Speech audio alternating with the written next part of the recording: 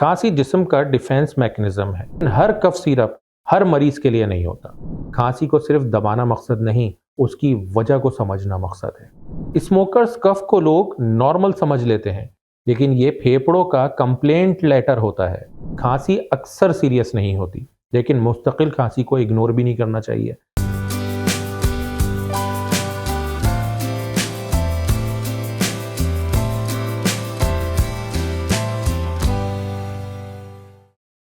Nadir health clinic में खुश आमदेद। आज हम बात करेंगे खांसी की। खांसी एक छोटा सा लफ्ज़ है, लेकिन इसके पीछे पूरी कहानी हो सकती है।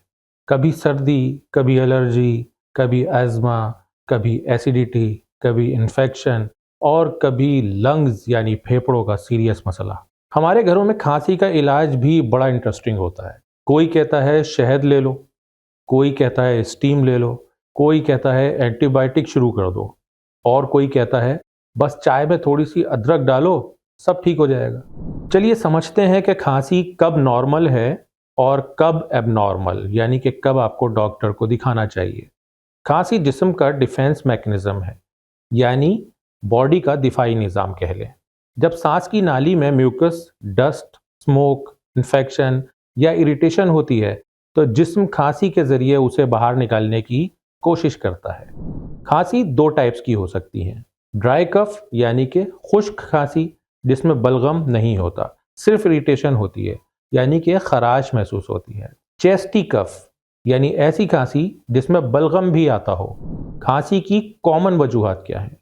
पहली वजह वायरल इन्फेक्शन, सर्दी, फ्लू, सीजनल इन्फेक्शन यानी मौसमी इन्फेक्शन, ये सबसे आम वजूहात हैं। दूसरी वजह पोस्ट नेजल ड्रिप, नाक से म्यूकस गले में गिरता है और मरीज को लगता है कि सीने की खांसी है।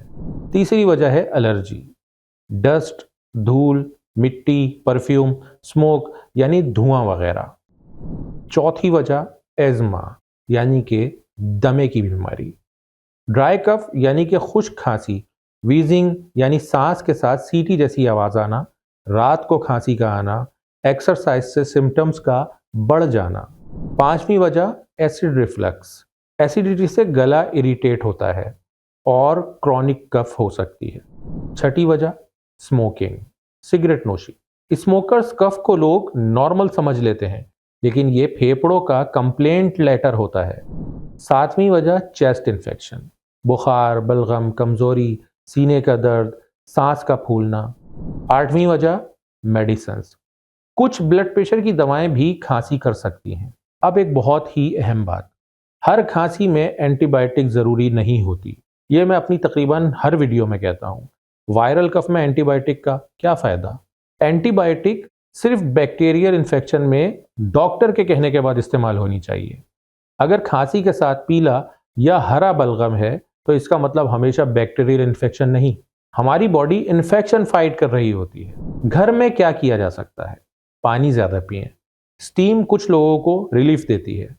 गर्म पानी के साथ शहद बड़ों में और 1 साल से बड़े बच्चों में मदद दे सकता है। स्मोक, डस्ट, परफ्यूम, इसको अवॉइड करें अगर आपको इससे एलर्जी है या इससे खांसी होती है।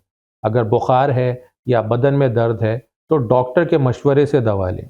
एक और अहम बात, 1 साल से छोटे बच्चे को शहद या इस तरह की दीगर चीज़ें बिल्कुल ना दें। और अब कफ सिरप का सच समझ लें। मार्केट में बहुत सारे खांसी के शरबत मौजूद हैं, लेकिन हर कफ सिरप हर मरीज के लिए नहीं होता।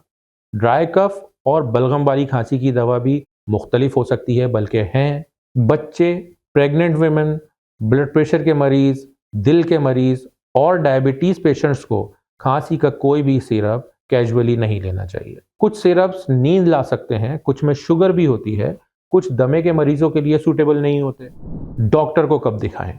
अगर खांसी 3 हफ्ते से ज़्यादा है, रात को बढ़ जाती है, सांस ज़्यादा फूलती है, सांस में सीटी जैसी आवाज़ यानी कि वीजिंग हो, चेस्ट पेन हो, बुखार ज़्यादा हो, खून आए खांसी में, वज़न कम हो रहा हो या टीबी वाले मरीज से कॉन्टैक्ट रहा हो, डायबिटीज़ या क़ुव्वत मुदाफ़ियत कमज़ोर हो, स्मोकर्स हों, बच्चे या बड़ों में शदीद खांसी हो, तो डॉक्टर को दिखाना ज़रूरी है।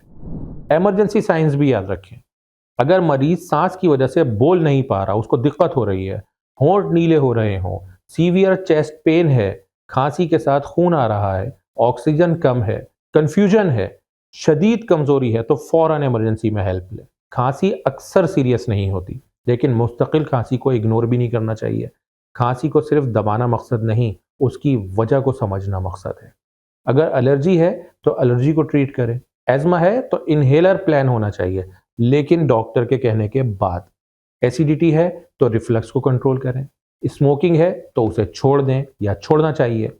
इन्फेक्शन है तो उसकी मुकम्मल तशखीस होना चाहिए, डायग्नोस होना चाहिए। अगर आप या आपके घर में किसी को बार बार खांसी होती है तो ये वीडियो उनके साथ ज़रूर शेयर करें। नादिर हेल्थ क्लिनिक को सब्सक्राइब करें। अपना ख्याल रखें, खांसी को लाइट ना लें और पैनिक क्रिएट ना करें। हर खांसी पैनिक क्रिएट करने के लिए नहीं होती। फिर मिलेंगे अगली किसी वीडियो में।